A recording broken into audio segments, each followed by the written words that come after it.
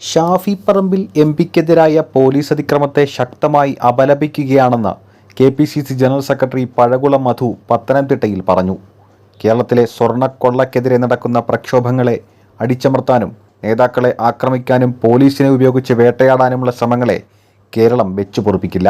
വാസവൻ നേതൃത്വം നൽകുന്ന ദേവസ്വം വകുപ്പിന്റെ അറിവോടെയാണ് ഇത്തരം തീവെട്ടിക്കൊള്ള നടക്കുന്നത്. ഇതിനെതിരെ പ്രതിഷേധിക്കുന്ന നേതാക്കന്മാരെ ആക്രമിക്കാനാണ് ഭാവമെങ്കിൽ കേരളത്തിലെ ജനങ്ങൾ അത് അംഗീകരിക്കുകയില്ല എന്നും പഴകുളം മധു പറഞ്ഞു.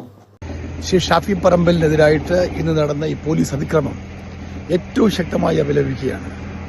കേരള സംസ്ഥാനത്ത് നടക്കുന്ന ഈ തീവെട്ടിക്കൊള്ളയ്ക്കെതിരായി, സ്വർണ്ണക്കൊള്ളയ്ക്കെതിരായി ശക്തമായ പ്രക്ഷോഭം നയിക്കുന്ന നേതാക്കന്മാരെ ആക്രമിക്കാനും പോലീസിനെ ഉപയോഗിച്ച് അവരെ നിഷ്ഠൂരമായി വേട്ടയാടാനുമുള്ള ശ്രമങ്ങളെ കേരളം വെച്ചുപൊറുപ്പിക്കില്ല. കേരളത്തിലെ ജനാധിപത്യ വിശ്വാസികൾ, ഭക്തലക്ഷങ്ങൾ വെച്ചുപൊറുപ്പിക്കില്ല. ശബരിമലയിൽ നടക്കുന്ന സ്വർണ്ണക്കൊള്ള കേരള സർക്കാരിന്റെയും CPM പാർട്ടിയുടെയും അറിവോടും പിന്തുണയോടും ദേവസ്വം ബോർഡ് ഭരിക്കുന്ന ശ്രീ VN വാസവൻ നേതൃത്വം കൊടുക്കുന്ന വകുപ്പിന്റെയും ദേവസ്വം ബോർഡിലെയും CPM നേതാക്കന്മാർ എത്രയോ വർഷങ്ങളായി 8-9 വർഷക്കാലമായി നടത്തുന്ന കോടാനുകോടിയുടെ തീവെട്ടിക്കൊള്ളയ്ക്കെതിരെ പ്രതികരിക്കുന്ന ജനകീയ നേതാക്കന്മാരെ ആക്രമിക്കാനാണ്, വേട്ടയാടാനാണ് ഭാവമെങ്കിൽ ഷാഫി പറമ്പലിനെ പോലെയുള്ള നേതാക്കന്മാരെ ഒറ്റപ്പെടുത്തി ആക്രമിക്കാനാണ്, അല്ലെങ്കിൽ തെരുവിൽ നേരിടാനാണ്, റെഡ് വോളണ്ടിയേഴ്സ് ആയിട്ടുള്ള പോലീസിനെ ഉപയോഗിച്ചുകൊണ്ട് അവരെല്ലാം ഉന്മൂലനം ചെയ്യാനാണ് ഭാവമെങ്കിൽ ഒരു കാരണവശാലും കേരളത്തിലെ ജനങ്ങൾ അത് അംഗീകരിക്കില്ല. ശക്തമായി തിരിച്ചടിക്കും.